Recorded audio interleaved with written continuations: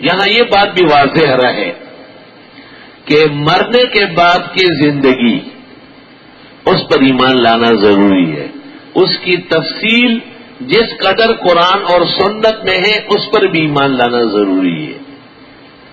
تحقیق علماء کرام کی اپنی ہے. کسی کی تحقیق حق کے زیادہ قریب ہے، کسی کی تحقیق میں ذرا پیچیدگی ہے. ہمارے ایک دوست جو مجھ سے اس پر بحث کرتے تھے وہ کہتے تھے نہیں یہی جسم ہوگا. میں نے کہا پھر آپ یہی کپڑے پہنے، دوسرے نہیں تبدیل کریں، بس یہی جوڑا ہوگا. کہنے لگے وہی جو اور ہے وہ بھی تو میرے ہیں. میں نے کہا جو دوسرا جسم آئے گا وہ بھی اسی روح کا آئے گا. تو مسجد نبوی میں بیٹھے تھے. میں نے کہا یہ مسجد وہی ہے جو پیغمبر صلی اللہ علیہ وسلم کے زمانے میں تھی. تو کہنے لگا اگر یہ صنعاء تک پہنچے نا یا عرفات تک پہنچے تب بھی پیغمبر کی مسجد ہے. کیوں آپ نے کہا مسجدی حاضا وہی میری مسجد ہوگی. بھئی اس سے پہلے جو مسجد تھی وہ بھی احسن تھی، اب جو بڑی ہو گئی ہے اب بھی احسن مسجد ہے. تو مسجد نبوی تا قیامت مسجد نبوی ہے جتنی بھی تبدیلیاں ہو جائے. المسجد الحرام تا قیامت مسجد حرام ہے. تو پتہ چل گیا کہ متعلقات سے اصلیت نہیں ختم ہوتی، وہ برقرار ہوتی ہے. صراط الذین انعمت علیہم ہم کہتے ذکر الموافق. موافق اس سال کہو ذکر الموفق، موفق جن کو خدائی توفیق حاصل ہے. اور وہ 4 طبقے ہیں. انبیاء پہلے، ان کے تصدیق کرنے والے صدیقین 2، ان پر جان قربان کرنے والے شہداء 3، انہیں قیامت تک اپنے مقتدا بنانے والے صالحین 4. 4 مذاہب، 4 فقہ، 4 امام، اور پڑے جل جائے اور جل جانے والے. ویسے 4 کا امام 4 کہاں سے آیا، 6 کہاں سے آیا، سے آئے 7. 4 نہ ہو تو 5 ہوتا. پھر یہ کہتے کہ کہاں سے آیا، وہیں سے آیا جہاں سے آنا چاہیے تھا. غیر المغضوب علیہم. اور ان لوگوں پر تیرا انعام ہوا ہے اور غضب نہیں ہوا. ولا الضالین، اور نہ وہ لوگ جو راہ راست سے بھٹک چکے ہیں. ابن جریر کی رائے یہ ہے کہ مغضوب سے مراد فساق ہے، فاسق فاجر، اور ضالین سے مراد کفار ہے. لیکن عبداللہ ابن عباس سے مرفوع روایت موجود ہے تمام تفاسیر میں کہ غیر المغضوب علیہم ہم الیہود ولا الضالین ہم النصارى فباؤوا بغضب علی غضب، فباؤوا بغضب من اللہ. یہود کے لیے قرآن میں یہ غضب یافتہ ہے. اور فضل واضل وضلوا عن سواء السبیل.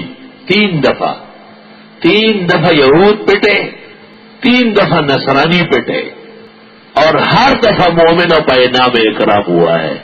یا بنی اسرائیل اذکروا نعمتی التی انعمت علیکم وانی فضلتکم علی العالمین، جب یہ لوگ اہل ایمان تھے. ان کی مزید تفسیر تشریح بعض مصادیق انشاءاللہ تعالی تو عرض کریں گے. اور اس میں ایک واقعہ بھی پیش آیا ہے. ایک غیر مسلم پروفیسر یہود نے ایک فون کیا تھا مجھے غیر المغضوب علیہم ولا الضالین پر، وہ بھی انشاءاللہ کل عرض کریں گے. وآخر دعوانا الحمدللہ رب العالمین. اعوذ باللہ من الشیطان الرجیم. بسم اللہ الرحمن الرحیم. الحمدللہ رب العالمین الرحمن الرحیم مالک یوم الدین. ایاک نعبد و ایاک نستعین. اهدنا الصراط المستقیم صراط الذین انعمت علیہم غیر المغضوب علیہم ولا الضالین. سورہ فاتحہ نزول میں 5ویں نمبر پر ہے. ان صورتوں میں سے ہے جو ابتدا میں اور پوری کی پوری نازل ہوئی ہے. کثرت الاسامی رکھتی ہے، یعنی اس صورت کے بہت نام ہیں. اور ہر نام علم اور معنی کا ایک دریا اپنے اندر رکھتا ہے۔ سورت کا دعویٰ ہے اللہ تعالی جل جلالہ عم نوالہ کی الوہیت، خدائی، شہنشائیت مطلقہ کا تعارف، جو 10 اسماء میں ہے، 5 ظاہراً اور 5 مضمراً۔ سورت کو سر القرآن اور لباب القرآن بھی کہا گیا ہے۔ کہتے جمیع صحائف سماوی اور کتب سماویہ کا حاصل قرآن کریم میں ہے، اور پھر حامیم سبع کے حوامیم میں ہے، اور پھر سورہ فاتحہ میں ہے، اور پھر بسم اللہ میں ہے، اور فخر رازی کہتے ہیں کہ بسم اللہ کے حرف با میں ہے۔ سورت بنیادی طور پر تمام سورتوں کا سرنامہ ہے، اس لیے فاتحہ کے بعد قرآن کی کوئی سی بھی سورت یا آیت کا پڑھنا درست اور صحیح ہے۔ بعض مفسرین نے اس موضوع پر کلام کیا ہے، فاتحہ فی کل سورہ، سورت تمام ان علوم پر مشتمل ہے جن پر قرآن کریم مشتمل ہے۔ وہ علوم تو بحر ذخار ہے، سمجھنے کے لیے اس کو 10 پر تقسیم کیا ہے۔ کہتے ہیں کہ ایک اللہ تعالی کی ذات کا علم ہے، الحمدللہ میں ذات کا بیان ہے۔ دوسرا اللہ تعالی کے افعال کا بیان ہے، وہ رب العالمین میں ہے۔ اور تیسرا اللہ تعالی کے صفات کا بیان ہے، وہ الرحمن الرحیم میں ہے۔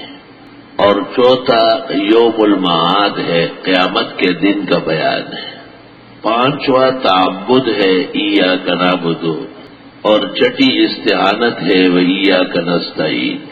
یہی دعا ہے اہدنا الصراط المستقیم کی عبادت ہو اور خدا کی مدد جاری رہے۔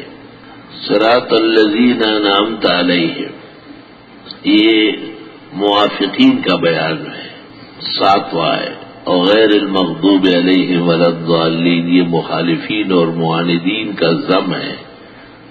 یوں 8 ہو گئے۔ کہتے ہیں کہ 2 چیزیں رہتی ہے، ایک مجادلہ اور دوسرا فقہ، لیکن نقادین نے کہا ہے کہ یہ بات درست نہیں ہے، اور یہ غزالی نے جواہر میں لکھی ہے، بلکہ تعبد بغیر تفقہ کے نہیں ہے، اور جب وہ خالف متعین ہو گئے ہیں تو ان کے ساتھ جہاد کی ضرورت پیش آئے گی۔ 10 کے 10 علوم فاتحہ میں موجود ہیں۔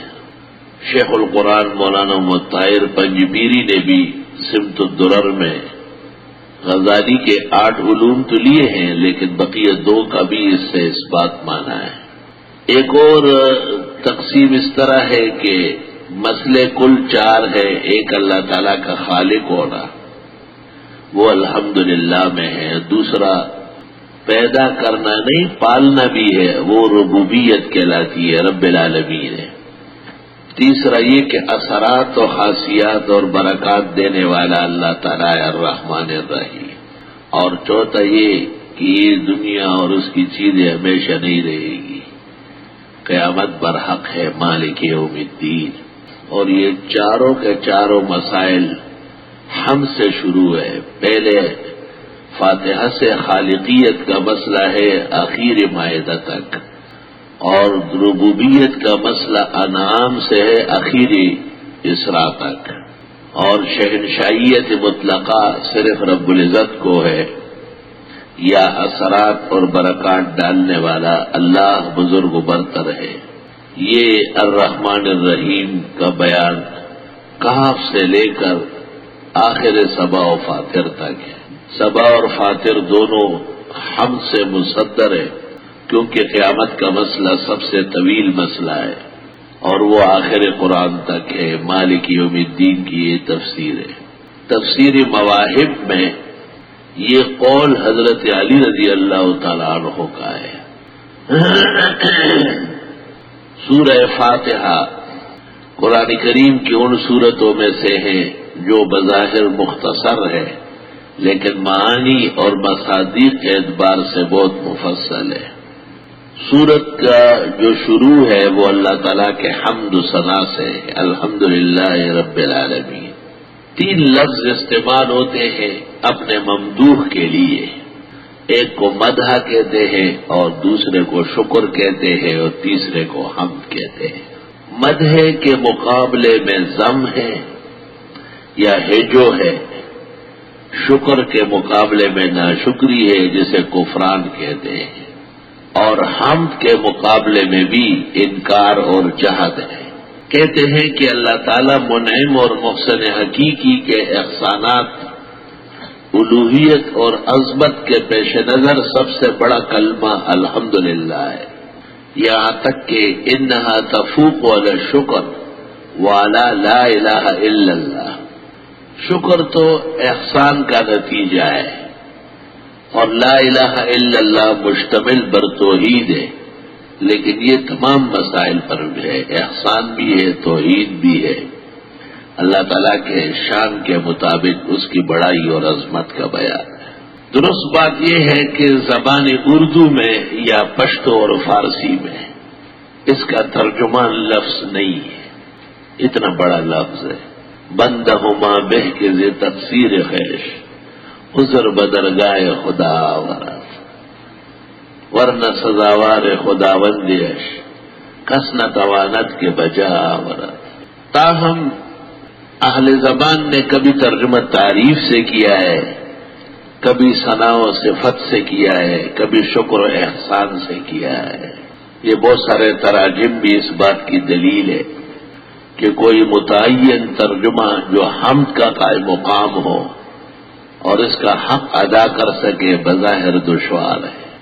میں نے بھی تمام دواوین اردو کے اور فارسی کے صرف اس لفظ کے لیے جان مارے، یہاں تک کہ شیخ سعدی علیہ الرحمت کا ترجمہ، زائدی کا ترجمہ، واحدی کا ترجمہ، لیکن اتنا ہو تیرے تیغ کا شرمندہ احسان، سر میرے تیرے سر کی قسم اٹھ نہیں سکتا۔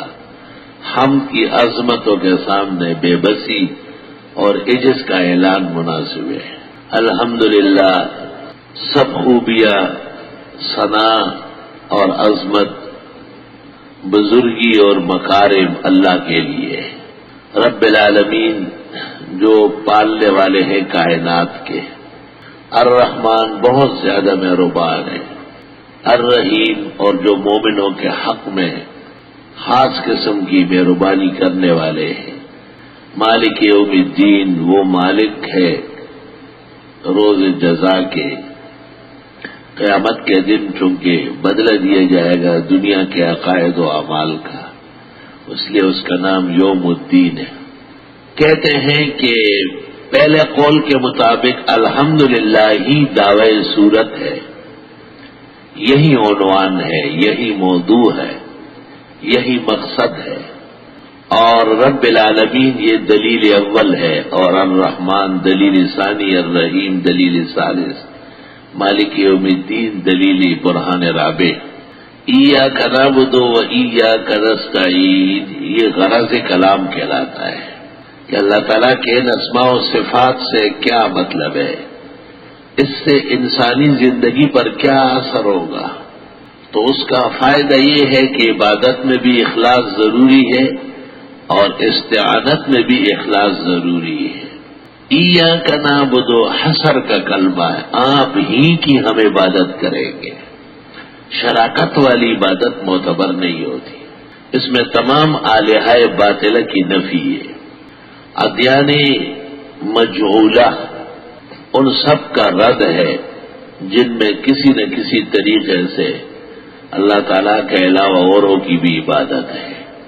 مسیحی مذہب میں تو باقاعدہ اللہ تعالیٰ کے ساتھ اس کے بیٹے کا تذکرہ کرتے، وہ کہتے عیسیٰ علیہ السلام بیٹا ہے، شرم تم کو مگر نہیں آئی۔ اور مبتدعین بعض درگاہوں کو، بعض مزارات کو وہ کہتے تو ہے کہ ہم ذرائع سمجھتے ہیں اور یہ وسائل ہے تعبد کے، لیکن سلوک جو ان کا ہے وہ باقاعدہ معبودیت کا ہے، نہ کہ عبدیت کا ہے، اور یہ مسئلہ بالتفصیل ذکر ہوگا انشاءاللہ تعالی۔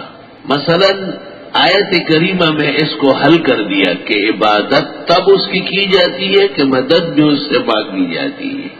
تو ہم دیکھتے ہیں کہ مبتدی جن کا تعبد کرتا ہے ان کو مستعان بھی جانتا ہے، اور ان کے خیال میں ان کی کتابوں میں دافع البلا جیسی کتابیں ان کی موجود ہے، الامن والعلا موجود ہے. اس میں اس بات کا ثبوت ہے کہ بزرگان دین کا نام لے کر نعرہ لگایا جاتا ہے اور ان سے مدد مانگی جاتی ہے.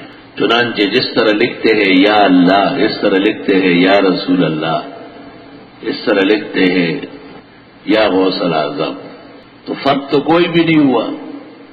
اب دل میں یہ سمجھنا کہ جی یہ خدا ہے، یہ اس کا رسول ہے، یہ اس کا پیارا ولی ہے، یہ بہت مشکل بات ہے. اس لیے ہم کہتے ہیں کہ سلوک جو ان کا ہے اولیاء سے یا بزرگان دین سے، وہ تعبد کا ہے، وہ توسل کا نہیں ہے. اس لیے توسل کے آڑ میں تعبد بھی ممنوع ہے.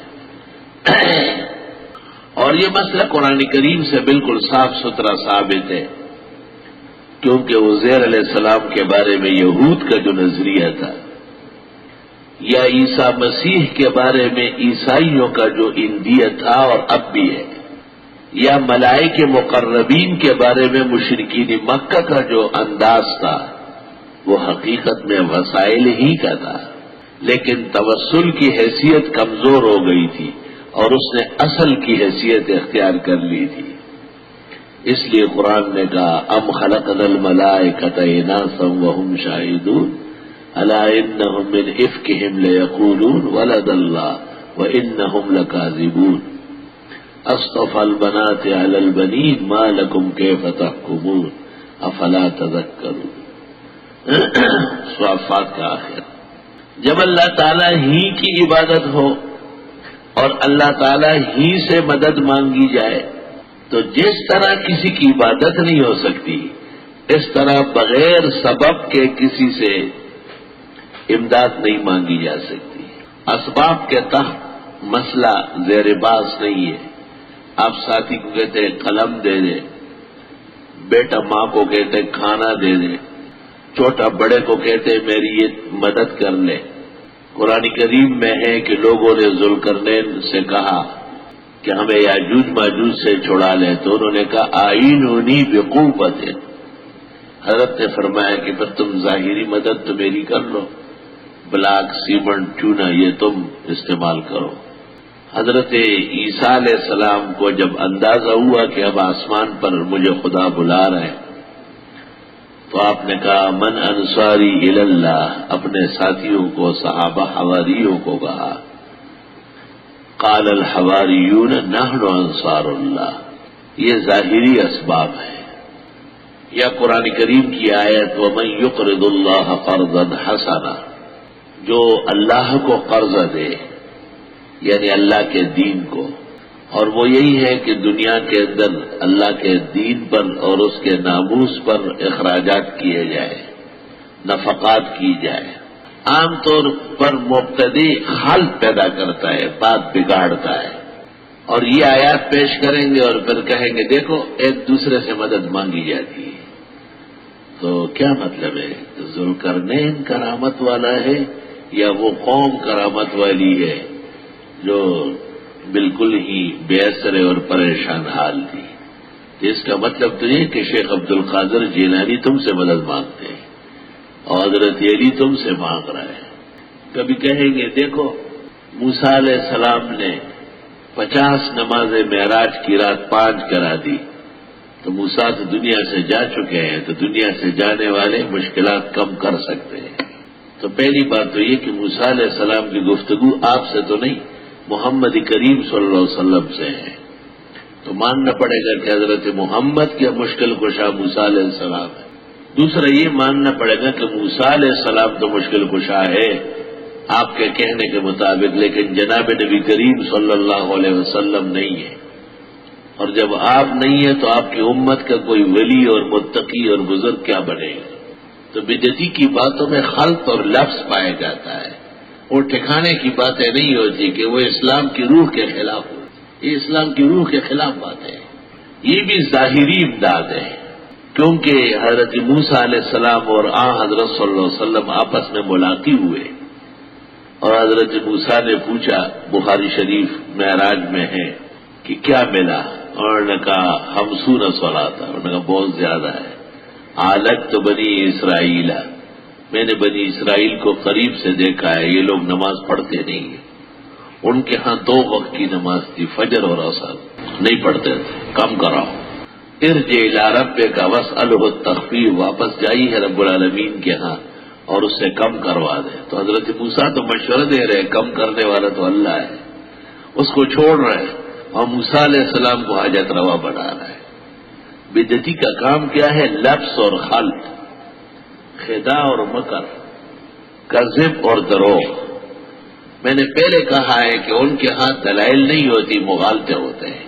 ہمارے ہاں ایک نوجوان آتا تھا، وہ کئی مبتدئین کے بڑوں کے ساتھ بھی بیٹھتا تھا، پھر ایک دوست کے ذریعے یہاں آتا تھا، تو مجھ سے باتیں کرتے کرتے چیختا تھا، کہتا تھا افسوس کہ جن کو ہم حاجت روا مشکل کشا کہتے ہیں ان میں سے اکثر قتل ہو چکے ہیں. مطلب اس کا یہ تھا کہ ہمارا دعویٰ کیسے ثابت ہوگا کہ وہ خود اپنے آپ کو نہ بچا سکے.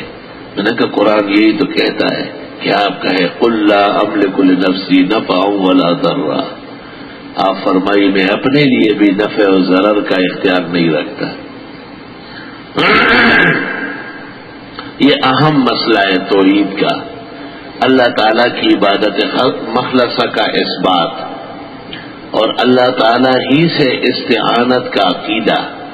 جب اللہ تعالیٰ کی عبادت ہو تو کس طریقے پر ہو، اور جب اللہ تعالیٰ سے مدد ہو تو کس طرح ہو. اہدنا الصراط المستقیم، ہماری رہنمائی فرمائی ہے سیدھے راستے کی طرف، کیونکہ راستے بہت زیادہ ہیں. فتفرق بکم السبل، بے انتہا راستے ہیں. وعلی اللہ قصد السبیل ومنها جائر، اللہ تعالی کا راستہ بالکل سیدھا ہے، اس کے علاوہ جتنے راستے ہیں سب ٹیڑھے.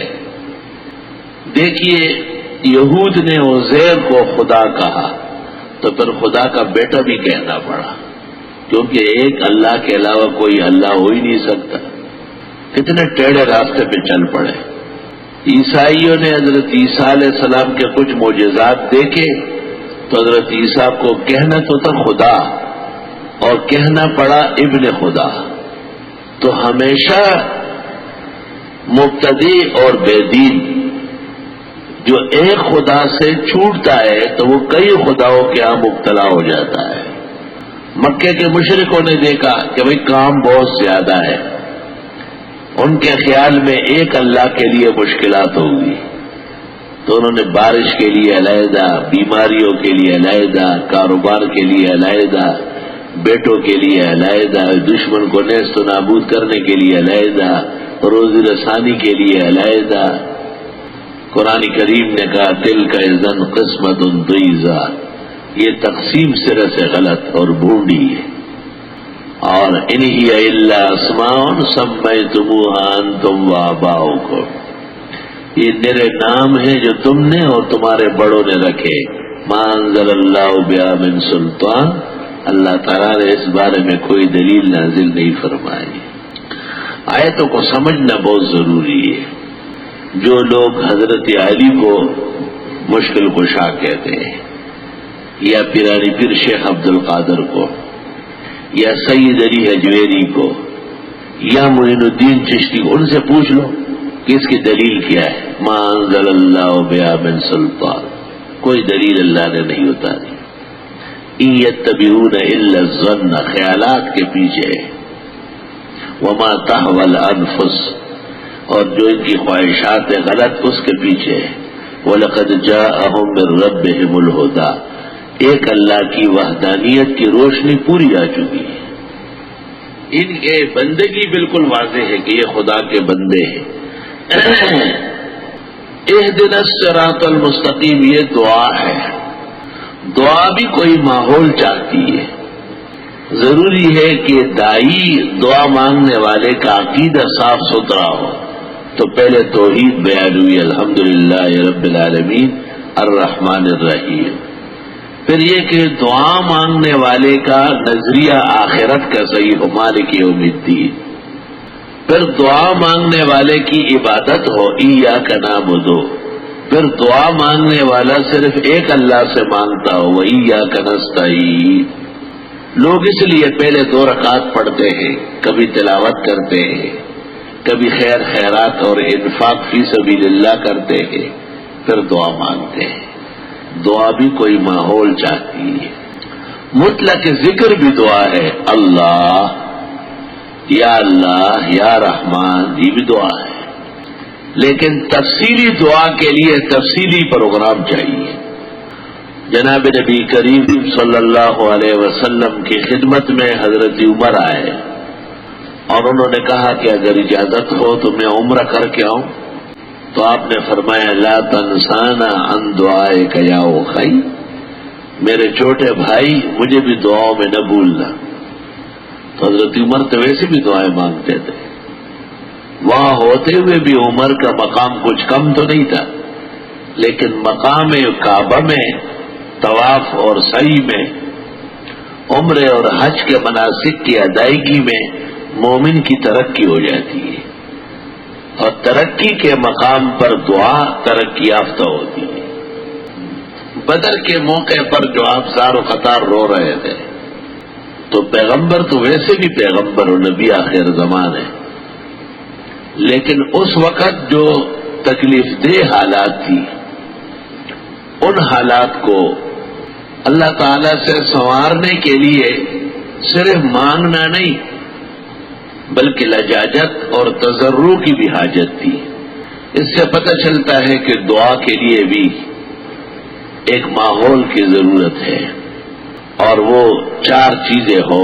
ایک عقیدے کی درستگی، عقیدت توحید کا ہو. دوسرا آخرت پر ایمان پورا ہو. تیسرا عبادت موجود و خالص. اور چوتھا وہ دعا صرف اللہ سے مانگی جائے. ہمارے ایک بزرگ تھے مدینہ منورہ میں، تو اس کو ایک آدمی نے 500 ریال دیے تو انہوں نے واپس کیے، اور یہ کہا کہ میں رات کو جب اٹھتا ہوں نماز پڑھتا ہوں تو پھر اللہ کے سامنے روتا ہوں اور کہتا ہوں کہ یا اللہ مجھے تیرے علاوہ کوئی دینے والا نہیں. تو اللہ تعالیٰ مجھے کہا ابھی تو ایک آدمی نے 500 ریال دیے، جھوٹے کیوں غلط باتیں کرتے ہو. اتنے صاف عقیدے کے ایسے اٹھا کے جائے جیسے چھوٹا بچہ کھلونے چھوڑتا ہے نا. میری نالے نیم شب خراب ہو جائے گی. ایاک نعبد و ایاک نستعین. جب 4 نظریات ہوں، پہلا توحید کا عقیدہ، دوسرا آخرت پر ایمان، تیسری عبادات مخلصہ، اور چوتھی صرف اللہ سے مانگنے کی عادت، تو پھر دعا ہے اہدنا الصراط المستقیم. ہمارا شہر خون میں ڈوبا ہوا ہے، اور آئے دن پاکستان پر کوئی نہ کوئی تکلیف آتی ہے اور ہم اور آپ دیکھتے ہیں، لیکن ہم نے کبھی بھی اپنی کروٹ نہیں بدلی اور اس بات کا احساس نہیں کیا ہے کہ ہم کن طریقوں سے دعا مانگیں، ہم کس طرح اپنے اللہ کو منوائیں اور اس کو رضامند کر لے کہ خدا اس شہر کی قسمت تبدیل کر لے اور اس سے خونریزی نکال لے، اور یہاں کے مکینوں کو امن، سکون و حفاظت سے بسرنا نصیب فرما دے، اور ہمارے ملک سے اور صوبوں سے یہ عذاب واپس لے لے.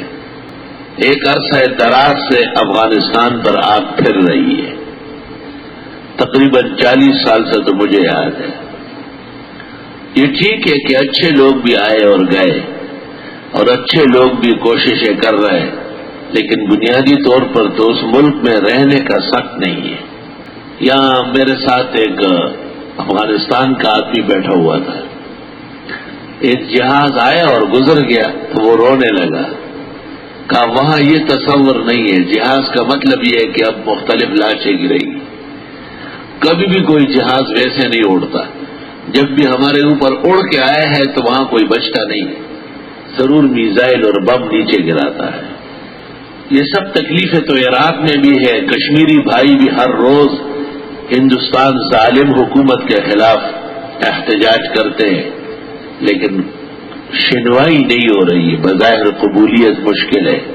قرآن کریم کی سورت سے پتہ چلتا ہے کہ دعا میں طاقت پیدا کرنی پڑے گی، اور طاقت 4 چیزوں سے آتی ہے۔ اول توحید کی پختگی سے، ثانیاً آخرت کے عقیدے سے، ثالثاً عبادات کے اخلاص سے، رابعاً دعاؤں کے شغل سے اور اخلاص سے۔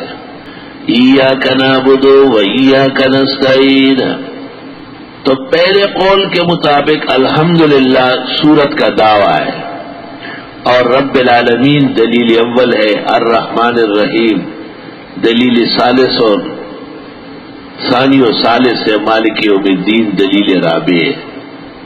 پھر بیان ہے مقصد صورت کا، یعنی مقصد المقصد جسے کہتے ہیں، دعوے کا مقصد کیا تھا، دعوی الوہیت کیوں کیا گیا، تاکہ عبادات ہو اور استعانت اور اخلاص کے ساتھ ہو۔ عبادت و استعانت دونوں کے لیے ایک پلیٹ فارم چاہیے، اور وہ اس کا نام ہے صراط مستقیم۔ اس کے لیے اللہ تعالیٰ سے مدد مانگی، رہنمائی مانگی، اہدنا الصراط المستقیم۔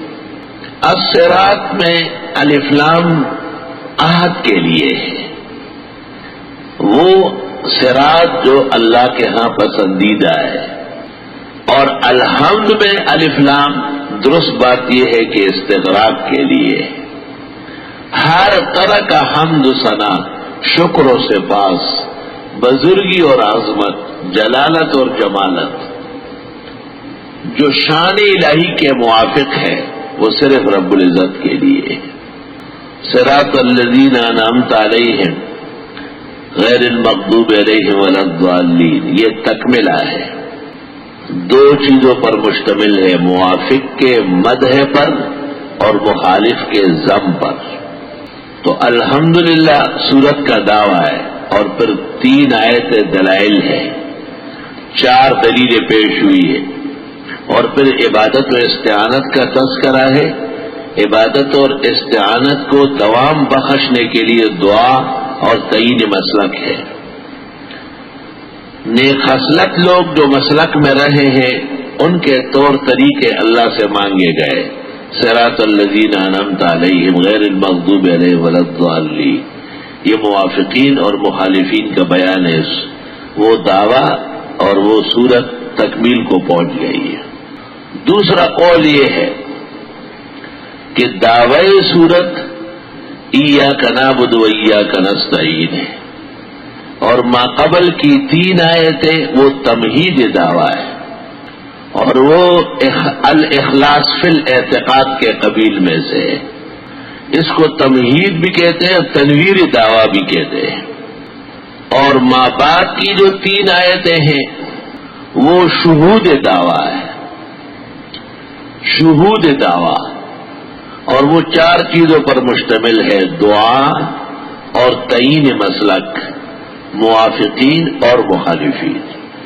بیشتر مفسرین کا یہی خیال ہے کہ سورت میں زیادہ واضح مقصد العبادت المخلصہ والاستعانہ من اللہ ہے، ایاک نعبد و ایاک نستعین۔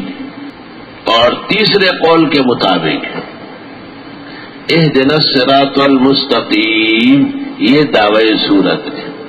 ما قبل کی 4 آیتیں وہ تمہید ہے اور دعوے کے ادلہ ہے۔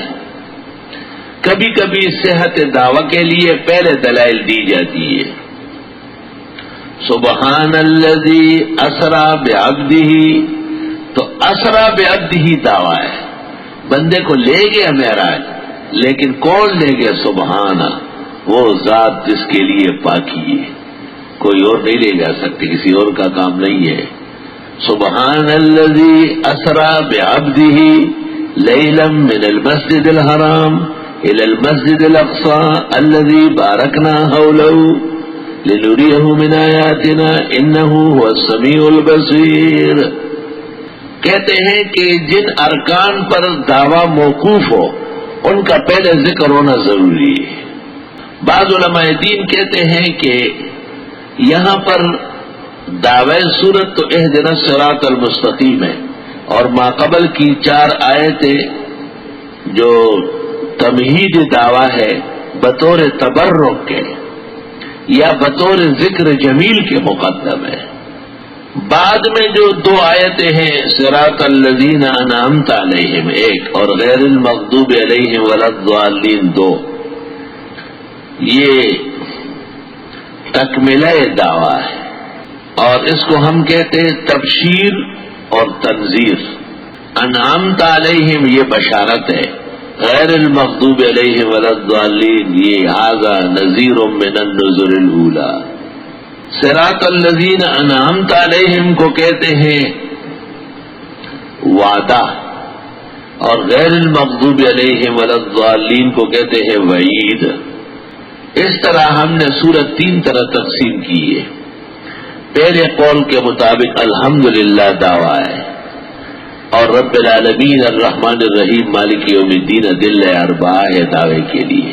ایاک نعبد و ایاک نستعین یہ بیان ہے جو تعبد و استعانت پر مشتمل ہے۔ اہدنا الصراط المستقیم یہاں سے تکملہ ہے جو دعا اور تعین مسلک پر مشتمل ہے، اور اس کے 2 رکن ہیں، ایک منعمین اور دوسرے منحرفین۔ دوسرے قول کے مطابق ماقبل کے 3 آیتیں تنویر دعویٰ ہے یا تمہید ہے، اور ایاک نعبد و ایاک نستعین یہ دعوی صورت ہے، اور اہدنا الصراط المستقیم صراط الذین انعمت علیہم غیر المغضوب علیہم ولا الضالین یہ تکملہ ہے، تتمہ ہے۔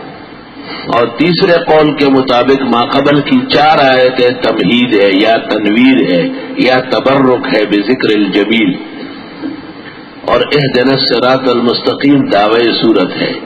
صراط الذین انعمت علیہم یہ ممدوحین کا بیان ہے، اور غیر المغضوب علیہم ولا الضالین یہ مذمومین کا بیان ہے۔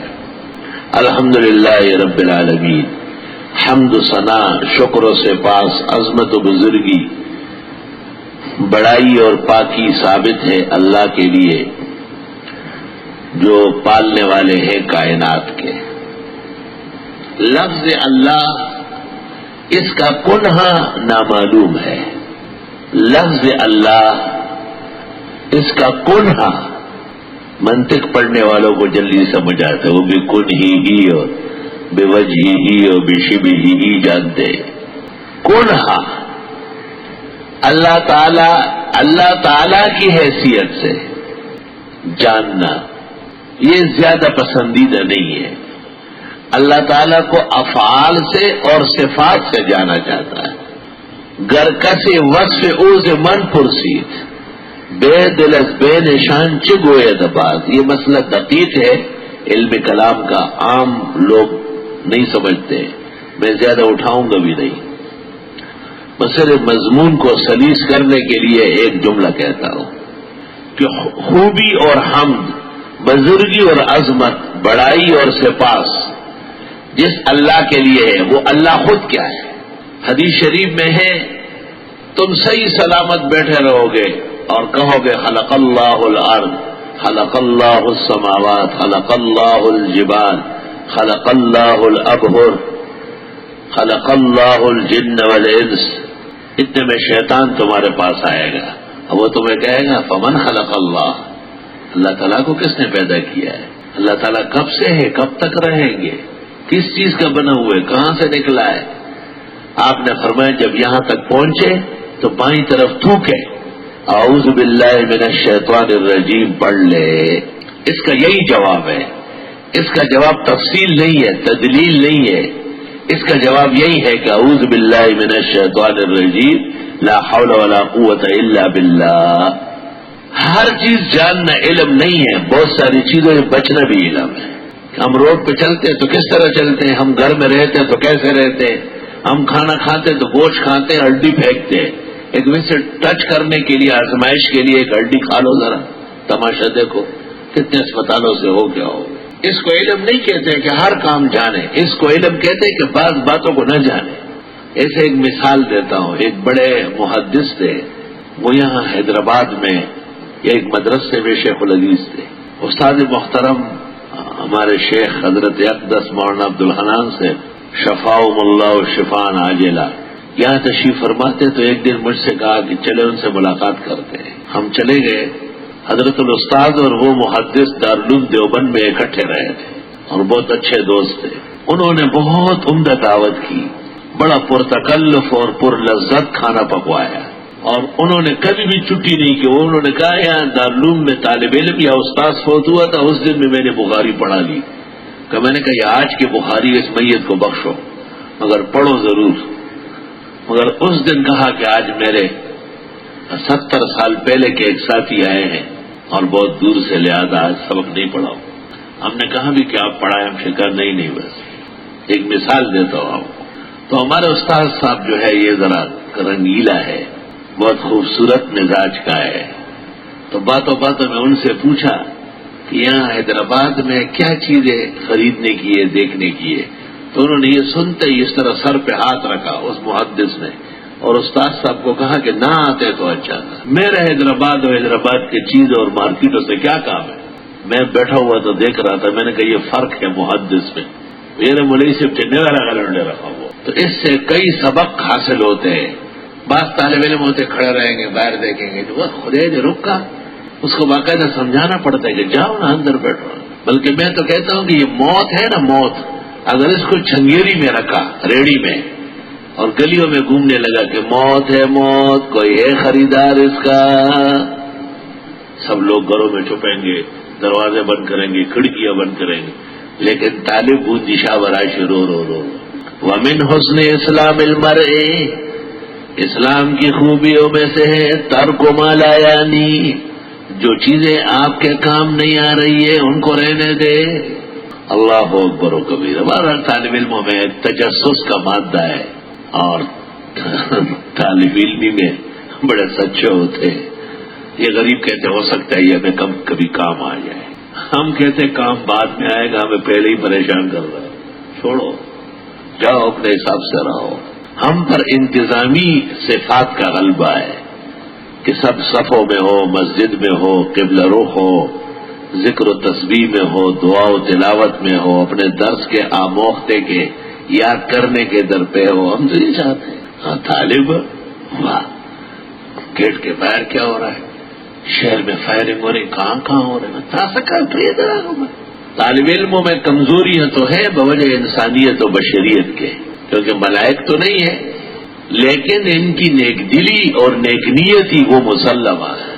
یہ نیک نیت اور نیک دل ہے، اس لیے جب سمجھایا جاتا ہے تو مان جاتے ہیں. وہ ٹھیک ہے استاد اس کو نہیں قبول کرتے، ہم نہیں کریں گے اس کو. اس لیے طلبہ کی اصلاح بھی ضروری ہے، انہیں بعض کمزوریوں کی اطلاع بھی دینا ضروری ہے تاکہ وہ پرہیز کریں، اور ان سے محبت بھی ضروری ہے، ان کا اکرام بھی بہت ضروری ہے. اس میں کوئی کمی نہیں آئے گی انشاءاللہ. الحمدللہ رب العالمین. سب خوبیاں، کمالات، بزرگیاں، بڑائی اللہ کے لیے ہے جو پالنے والے ہیں عالمین کے. رب یرب صیغہ ہے، اور رب کو رب اس لیے کہتے ہیں کہ وہ پالنے والا ہے. کس طرح پالتا ہے؟ ہوا کو کیسے پال رہا ہے؟ آپ کو پتہ ہے کہ ہوا کا خوراک کیا ہے؟ پانی کو کیسے پیدا کیا ہے اور کیسے بڑھا رہا ہے؟ پتھر کیسے گھٹتا بڑھتا ہے؟ آپ کو اور ہم کو تو یہ پتہ ہے کہ انسان پیدا ہوتے ہیں اور مرتے ہیں، پودے نکل آتے ہیں، درخت اور فصلیں، اور پھر ختم ہو جاتی ہیں. لیکن مخلوقات صرف 2-3 ہے کیا؟ وما یعلم جنود ربک الا ھو. اللہ تعالیٰ کے لشکر کو تو اللہ تعالیٰ ہی جانتے ہیں. رب مجازی طور پر دوسرے افراد کو بھی کہا جاتا ہے. رب السلام، رب المال، رب البیت، رب الدرہم والدینار فقہ میں بھی مستعمل ہے. لیکن رب العالمین صرف رب العزت ہے، جس کا اتنا بڑا مقام الوہیت ہے کہ وہ کل کائنات اور ہر چیز کو پال رہا ہے. ایک چھوٹا سا بچہ چوزا، وہ کس طرح پیدا ہوتا ہے، اس کا کیسے وجود ہوتا ہے، پھر وہ کس طریقے سے سانس لیتا ہے، اور کس طرح کن چیزوں سے وہ لطف اندوز ہوتا ہے. خدا نے اس کے لیے جو نظام بنایا اگر وہ ہٹ جائے تو سوائے ہلاکت کے اور کوئی کام نہیں ہے اس کا۔ کہتے ہیں کہ مشرکین بھی بت بناتے تھے اور ان کو رب سمجھتے تھے۔ تو ایک غلام تھا لیکن بڑا عقلمند تھا، اس کو آقا نے کہا کہ سفر پر جا رہے ہیں، آٹے کا رب بنا لو، بت بنا لو آٹے کا، آٹا پہلے پکا لو پھر اس سے ایک مورتی بناؤ، کبھی ضرورت آئے گی تو کھا جائیں گے اسے۔ اس نے کہا رب کو کھائیں گے؟ کہا۔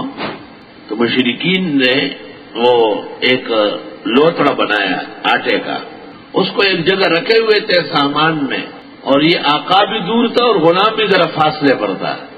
کہیں سے لومڑی آئی، اس نے اچھی جگہ دیکھی اونچی، یہ بعض جانور جو ہے بلا، کتا، لومڑی، یہ اونچی جگہ پیشاب کرتے ہیں، تو اس نے ٹانگ اٹھائی اور پیشاب شروع کر لیا۔ وہ سیدھا وہ جو آٹے کا رب ان کا بنا تھا اس کے سر سے لے کے نیچے تک بہ رہا تھا۔ تو یہ غلام آیا، اس کو دیکھ رہا ہے، رب یبول الثعلبان براسی، وہ تو بھی رب ہے جس کے سر سے ثعلب لومڑی کا پیشاب نکل رہا ہے۔ رب یبول الثعلبان براسی، اس کو بھی رب کہتے ہیں کہ لومڑی اور گیدڑ ان پر موتتے ہیں۔ لقد ضل من کانت لہو ہاؤلاء، ایسا انسان تو واقعی ذلیل ہے جو اس کو بھی رب سمجھتا ہو۔ رب تو رب ہے جو عالمین کے جگمگانے سے پہچانے جا رہے ہیں۔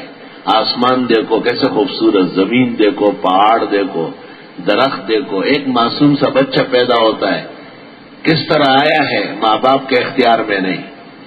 کتنے ماں باپ ہیں جو تڑپتے ہیں، آنسوؤں سے روتے ہیں، ایک بچہ نصیب نہیں ہو رہا ہے، اور کتنے ہیں کہ وہ گولیاں کھا رہے ہیں، دوائیاں کھا رہے ہیں، لیکن اللہ تعالیٰ نے 17-18 کی قطار لگائی ہوئی ہے۔ اللہ تعالیٰ تو اپنے مخلوقات سے پہچانے جاتے ہیں رب العالمین، کائنات کے پالنے والے۔ عالمین عالم کی جمع ہے، مشہور ہے کہ عالم 7 ہے، جس میں ہم اور آپ ہیں، یہ عالم ناسوت ہے، اس کو عالم الدنیا بھی کہتے ہیں، عالم بیرنگ و بو بھی کہتے ہیں۔ جب ہم سو جاتے ہیں تو ایک عالم رویا پیدا ہوتا ہے، ایک نیا نظام شروع ہوتا ہے۔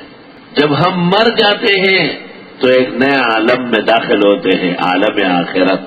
کہتے ہیں کہ اس دنیا اور آخرت کے درمیان میں ایک عالم ہے، اس کو برزخ کہتے ہیں، عالم برزخ۔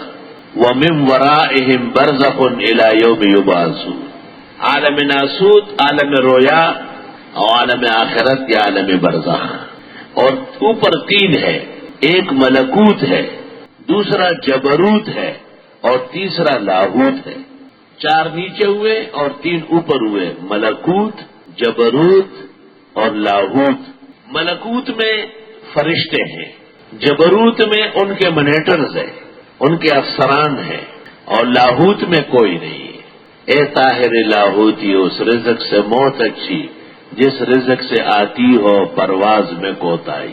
کہتے ہیں مخلوقات کے سلاسل جہاں تک ہے یہ ملکوت اور جبروت ہے، اور جہاں سے مخلوقات کا عمل دخل ختم اور صرف رب العالمین کی قدرت کے جلوے پڑ رہے ہیں، اس کی ذات کے شؤون اور برکات ہے، سبحات و وجہ ہی ہے۔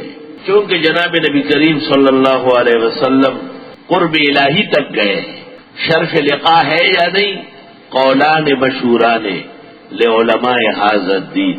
اس لیے اقبال نے کہا ہے اے طاہر لاہوتی کہ ہم تو اس مقام تک گئے جہاں تک کوئی نہیں گیا، یعنی ہمارے پیغمبر جناب نبی کریم صلی اللہ علیہ وسلم، اور اس رزق سے موت اچھی ہو جس رزق سے آتی ہو پرواز میں کوتاہی۔